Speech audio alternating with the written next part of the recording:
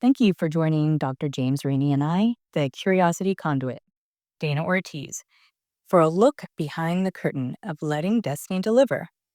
Dr. Rini is a practicing psychotherapist for the last 46 years, and I'm a retired law enforcement officer with 26 years experience, and I'm now a psychology student. Please feel free to add comments or ask questions below, and make sure to subscribe and like. Dr. Rini or I will be happy to answer any questions you have. So today, we are in chapter 2, and we will be discussing a very famous study in the neuroscience world and what it teaches us about how our brain works. This conversation may lead to feelings of inspiration and curiosity, and it could also create some inner movement. That's all welcome. Life will reveal your destiny through all opportunities you keep yourself available for. So allow yourself to stay open and let's see what destiny delivers. Dr. Rini, what is this famous study? And please tell us about it. All right. Well, it started as a medical procedure on epileptics, which there was no cure for. And there was this brain matter, we'll say, that they didn't know that it served anything, any function. And so what they found is if they cut that, it would cure them of the epileptic seizures. So after they had the procedure done, they didn't feel any different. They didn't notice any changes other than that they were, free of the epilepsy. And this psychologist, Dr. Michael Gazzaniga, came in and did some, now classic studies on these patients. And what he did is he set up a computer screen where they had to look at a dot. And by looking at that dot, the way our vision is, whatever went into the left eye goes into the mute right brain or the unconscious, because the unconscious can't talk. And whatever went into the right eye went into the talking left brain. And he then proceeded to do these experiments on different patients, testing their, to see how consistent it was with their cognitive abilities, with their emotional responses and other things. And they were consistent, 100% across the board. And what he was really able to do is to really give us a tremendous insight into how the two brains work. Okay, so in reading about some of these experiments, it shows that one part of the brain can act without the other even knowing. So, what does that say about how well we really know ourselves? Okay, great question. Really, each brain can work without the other one knowing. There's an old saying, the left hand doesn't know what the right hand is doing. This is true. Listen, and I'm holding up for anybody listening, I'm holding up my hands. I can make them look like little Muppets. Like, I feel like these things have a mind of their own. Huh. I will steal pens, but I'm not trying to steal pens. I'll move stuff and I don't remember. Okay, so try to conceive of this. We really have two brains, not just one. And they're opposite. You got male and female. They form a relationship. Okay, but they're opposites in nature, but yet they have to cooperate and resolve conflicts and understand each other and and so the two hemispheres are like that, and they're two different personalities. The unconscious has one personality, the conscious mind has another personality. The conscious mind is driven by the ego, the unconscious is driven by the self. Okay? Um so how does one know oneself? I guess I will quote Carl Jung, my favorite person to quote. And he said, self-knowledge is knowing the effect that you have on other people. I love that. Well, it says so much because it does. How people experience you tells you what your energy is that you're putting out there, you know? And I've never heard anyone give that as a definition of knowing yourself. Well, what I love about it, because I love people so much, is that still in the self knowledge, is still connected Mhm. with others. Right, 'cause there is a connection. I had There is, yes. when I went into private practice some 37 years ago, because I was working for agencies, I ran into a former colleague, and I told him that I was, going into private practice full time. And he said something to me I'll never forget. He goes, "You'll do well. You have a way of making people feel good." I can vouch for that. And, it's like, wow, I never thought about that. I don't do it intentionally, but I do like to make people feel good. It doesn't matter, you know. And he was right. So, but I learned something about myself that I never thought without him having put it into words like that. So often people will give me feedback that I would never have thought myself, but because they've said it, they're a mirror. People are mirrors. They allow, you use a mirror to look at the back of your head. You can't use your eyes. And some people are better mirrors than others in terms of reflecting back who we really are. What is that saying we use today? Where people are just, I can't think of the term. I always forget it. Gaslighting. Mm. See, gaslighting is a bad mirror there. They're purposely causing us to not know ourselves. Mhm. So it's the communication between the two brains. So the effects we have on others and reflecting on your behavior, not overthinking it and not having the tendency to always go, "Oh my God, I don't believe I said that." Always, hearing it in the worst case scenario. Okay. Temper it with knowing the effect that it has on the person. I had one session a month or so back with a client, and I felt really like I didn't give him good advice, or, wasn't there the way I guess I thought I should have been. And I was thinking, yeah, he probably will quit coming now because of that. But he comes to session, he goes, last session was really helpful, you know, helped me a lot, get out of my funk and whatever. And so again, the feedback, I reflected and saw it one way, but his feedback, unsolicited, told me I was wrong. Now, other times it'll be validated one way or another, but it's important to use people's feedback as a reality test in a sense to know yourself. To get back to that question, answer. I love that too. This is good. So, and I know this is going to be vague, but hopefully you can really dial it in the way it was meant to. So, why do we sometimes do things that don't make sense to ourselves? Give a specific example. So, if we're doing something and then whether it's in putting keys in the refrigerator, okay? Like Well, that's a doing sign of something. dementia more often than not. Listen, I don't have dementia and I've done this. I know, and that's why I didn't. As it more often than not, that's a sign. Okay, so I just Just little things that don't make sense. It's like, why did I even do that? Like, what, that's silly. but that's okay. It's a great question.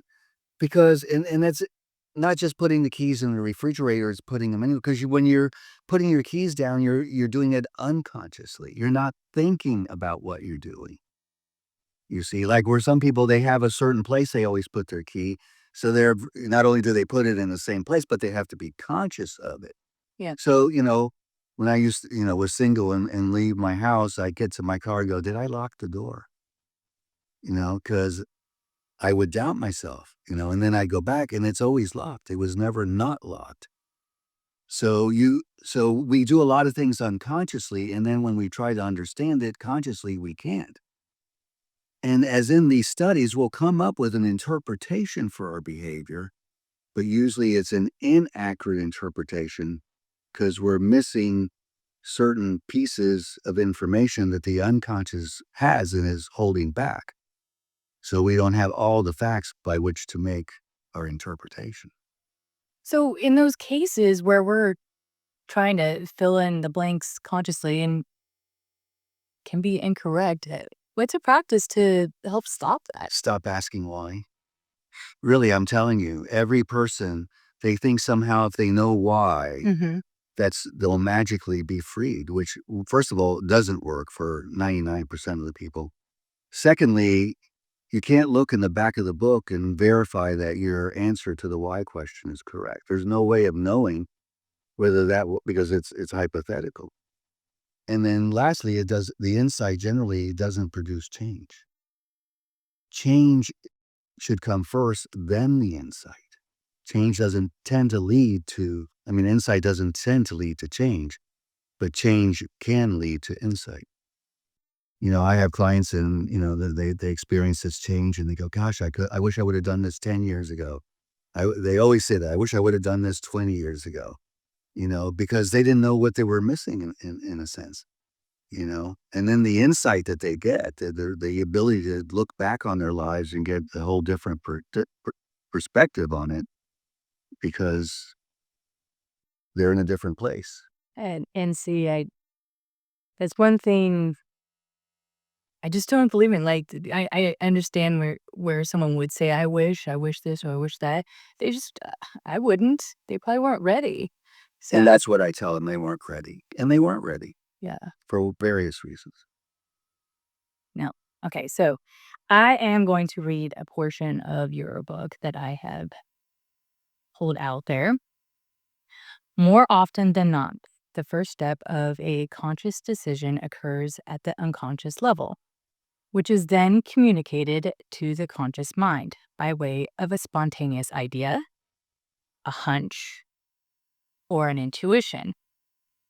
In this way, the unconscious plays a role. So it is not conscious effort alone that is responsible for awareness or behavior. In some way or other, the unconscious, with its barely discernible goals and intentions, has its finger in the behavioral pie. I don't know what this behavioral pie is, side note. But anyway, okay, therefore, it behooves the conscious mind to understand what the conscious knows or is trying to express. The unconscious. The unconscious, yeah, sorry. Let me read that again. Therefore, it behooves the conscious mind to understand the unconscious, yeah, knows or is trying to express. You did that a little earlier too. You said conscious instead of unconscious. Oh, Just to correct that. Again, if you don't know what's going on in the unconscious, you don't have all the facts. Like I'll give you this example comes to mind. Jay Leno, when he was doing the late night show, would do go out on the street and do these things, jaywalking he called it. And then on this one occasion, he had photos of famous people, but all you could see were their lips. And he'd go up to men and women and he'd ask them, would you kiss those lips? And of course they'd say yes or no. And then he'd show them the entire face, you see. So one example I can remember, he showed the lips, but they were Marilyn Manson's lips, if you know who Marilyn Manson is. He wore makeup and, was whatever he was. let me stop you right there. Yeah. I know Marilyn Manson. Go ahead. Proceed. So anyway, guys would say yes, they would kiss those lips. They're then- delicious. And then when they reveal that, oh no, they wouldn't kiss those lips. And then there were lips that say no to, but when they see the whole face, they say yes to. So, there's a saying, you can't see the forest for the trees. And that's the conscious mind. The conscious mind only sees parts. The unconscious sees the forest. So if you can't see all the trees, you really can't tell what the forest looks like. So the unconscious is always there, subtly reaching out to us, trying to guide us in the right direction. We were unconscious long before we were conscious. The unconscious is much more competent at helping us survive and grow than the conscious mind is. Okay, it's the conscious mind that gets us in trouble most of the time with the worrying and the catastrophizing and the what ifs and the second guessing and misinterpreting. So yeah, the more information you have at your disposal, the better interpretations you can make. And that's why they're saying, assuming makes an ass out of you and me, because assuming is making interpretations without having all the information. There was one thing that I read from one of Carl Jung's books, and he says, it was brilliant. Assume you know nothing. Hmm. And then proceed. How I like that. I do too. I was like, brilliant. That goes along with, not asking why all the time. Yeah. And it's the conscious mind that has to ask why. It's the logical, linear, problem-solving mind. And so, but the why is a distraction. It takes us down a wild goose chase every time. I love the assume you know nothing too, because it clears everything. It clears everything for you. Consciously, it allows now the unconscious to emerge. Yes. In the same way as you stop trying consciously to think of a name, it now allows the unconscious to do it, and obviously it does it because it gives us a name at some point in time that we couldn't get consciously. Yes. Okay. So getting down to one of the last questions here. So one experiment showed a patient walking away after seeing a hidden command, then making up a reason for it. Hey, but the command was walk. The command to the unconscious mind was walk. Okay. And what the patient did was get up and start to walk out of the van. Go ahead. Okay. And do you think our choices are influenced by things we didn't consciously notice? So, like a television commercial or smells or memory or anything like that. I would, I really, I think about this on commercials and sales and stuff like that. How we're influenced by things that we don't consciously notice. Is there? Oh, absolutely. And that's an example of it. I had a client years ago that I wanted to hypnotize, but she didn't want to do it because it was against her religion. And one day she finally said, "Okay, I'm willing to be hypnotized." And she came back and she goes, "I'm mad at my church." And I go, "Why is that?" She goes, "'Cause they put us in a trance in church." You see? So on the one hand, they're preaching, "Don't do that." And I don't think it's intentional, but what she experienced going on in the church was the same feeling and, thought process that she had when, she was in church. And so that's what I'm saying is that the conscious mind knows very little and thinks it knows a lot. And then whatever assumption or interpretation it makes, it thinks it's the right one. And that happens all the time in relationships. I'm interpreting your behavior, you know, and no matter what I say, you are right and I'm wrong. And then you characterize me with that. So anything I do is then seen through the lens of that behavior. Even though you're 100% wrong, you can still verify to yourself. And again, that's why, they say a little knowledge is a dangerous thing because people think they know it thoroughly and completely, and they don't. And because of that, they make a lot of analytical errors. When they don't know that they don't know.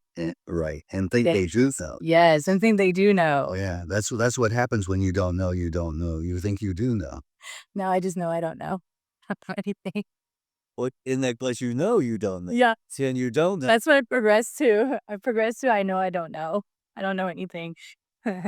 But no, this was really great because this is just another conversation that anybody can listen to help break down those barriers to really understand what's happening within themselves and know that the unconscious mind is there. Okay. And the unconscious, like in that experiment, the unconscious had the word walk flash to it. And he just automatically not, it's an impulse. It comes across as an impulse. So he got up and the experimenter asked, "Where are you going?" He goes, "Oh, I'm going in the house to get a Coke." You see? So that was how his conscious mind interpreted the urge to walk was to go get a Coke. But no, the urge to walk came from the subliminal cue of the card that was not flashed to him. So if you can do that so easily, of course, there's thousands of stimuli that your unconscious is hit with all the time. Yeah. And I want to use this example. Years ago when Tiger Woods was Tiger Woods, golf-wise, he had won this tournament in Tiger Woods fashion, and this commentator comes up to Tiger and goes, "How'd you do it?" And Tiger Woods goes, "I don't know." And the commentator goes, "Come on, you're Tiger Woods, you know." And then Tiger Woods went on to give him an answer for him. But his first answer was correct because athletes, when they're performing at the best, at their best are performing unconsciously. Their conscious mind isn't dictating to them what they're doing. They're just going, with the flow, as they call it, or being what do they call that, in the zone. It's a different zone of awareness. It's unconscious zone of awareness. I was watching Sports Center and they were talking about the athlete, and he was one of the sports guys said, yeah, he was using his unconscious, which you do not hear much. Many years ago, Michael Jordan, was Michael Jordan, and the sports headline was Michael Jordan was unconscious. Not that he was unconscious on the floor, but because he was performing.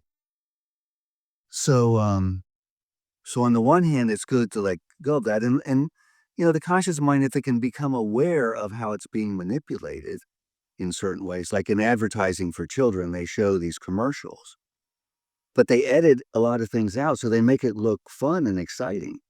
And kids will tend to want the items. But they found if they go back before the kid buys it and show them how those scenes have been manipulated, the kids are less likely to want to buy the item. See, but so again, what's deleted, what they don't know, keeps them from making the right choice. But it's purposely been deleted so that siren, I don't know if they can hear it, is very symbolic. See, it's a warning. Because the knowledge that we have today to manipulate people, you know, and advertisers and salespeople, they use psychology all over the place. It's it is mind-blowing to see where it is. It's literally everywhere. Yeah, because it's a science, It is. It's and what it does, it takes away free will. Again, it takes away your ability to arrive at destiny because you're not choosing, you're being manipulated thinking that you're choosing. Okay, like, is the capital of Kentucky Louisville or Louisville? I don't know. Take a guess. No. You take a guess. No, I know where you're going. I read this in my book this week. Just say it. Where will people go with that? Well, usually they'll say Louisville or Louisville, one or the other, Mhm. where the real answer is Frankfurt. Mhm. Okay. And what I've given you there is the illusion of choice. Okay. So people have this illusion of choice, but you really don't, because I did not give you an option that was the truth. So you then lose the ability to truly choose. And again, it's just rampant. And that's why mental health issues are so rampant, and especially anxiety and depression, because those are the classic symptoms that appear when people get stuck. Okay. And they need new awareness to get unstuck. And I think this is helping. I think this definitely helps. So we have reached the end. Is there anything else you'd like to add other than a Chinese philosopher joke? Which, by the way, people really liked the last episode. It was good feedback on that. So does that mean don't tell a joke? Don't tell the joke. Is there anything else you'd like to? He and Saucy was my joke, so that's interesting. Naughty jokes. You truly are a moderator. Sure. I don't think we went into the experiments enough to really convey the beauty of the two brains that came across in these studies. So this is something we may want to. So what I'll do, in previous ones, I kind of expanded upon in the next recording, and we can do that next time and just expand upon. So, okay, well, thank you for joining Dr. Rini and I on this journey behind the curtain of letting destiny deliver. Join us next time as we will be discussing how your brain and body work in cycles, revealing why tuning into your natural rhythms of rest, action, and unconscious awareness isn't just healthy, but essential for clarity, creativity, and emotional balance. Remember, questions or comments are welcome below. Now ask yourself, what part of your life might destiny be trying to speak through right now? Keep exploring, stay curious, and remember, destiny isn't something you chase, it's something you allow. Until next time. Now, wait a minute. I knew it. That's why I looked at you. What? That's why I looked at you. I knew it. What do you want to say? I heard it and I knew it. Go ahead. Well, this joke that I'm not allowed to tell. Oh, go ahead. No. I thought of this. People can comment on whether they want to hear the joke or not. We'll leave it up to them. Oh, okay. Until next time, be well.